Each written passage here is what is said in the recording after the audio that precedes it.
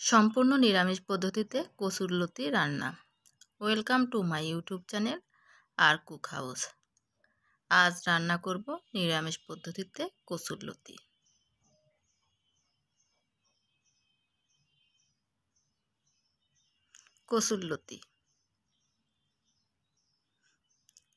কচুরলতির আঁশ ছাড়িয়ে কেটে নেব।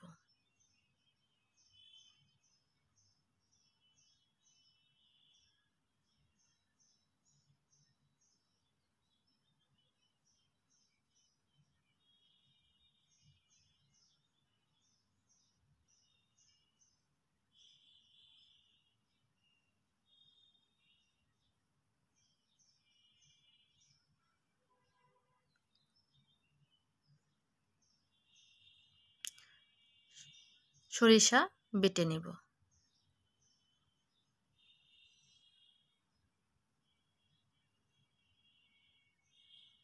কচুরলতি ধুয়ে নিই। কাটা কচুরলতি ভালো করে ধুয়ে নিচ্ছি।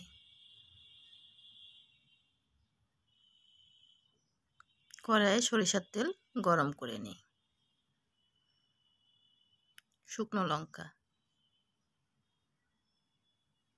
কালো জিরা,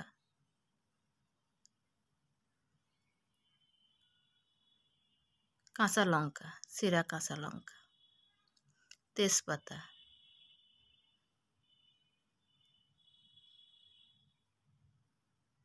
কেটে রাখা কচুরলতি,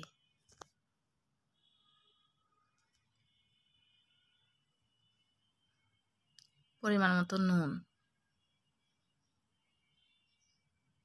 হলুদ গুঁড়া দিয়ে 2-3 মিনিট ভেজে নিব। তারপর পরিমাণ মতো জল দিব। জল দিয়ে ভালো করে মিশিয়ে নিব। এরপর ঢাকনা দিয়ে ঢেকে দেব। ঢাকনা দিয়ে ঢেকে 5-7 মিনিট রান্না করার পর ঢাকনা খুলে উল্টে পাল্টে দিব। পুনরায় ঢাকনা দিয়ে ঢেকে দেব।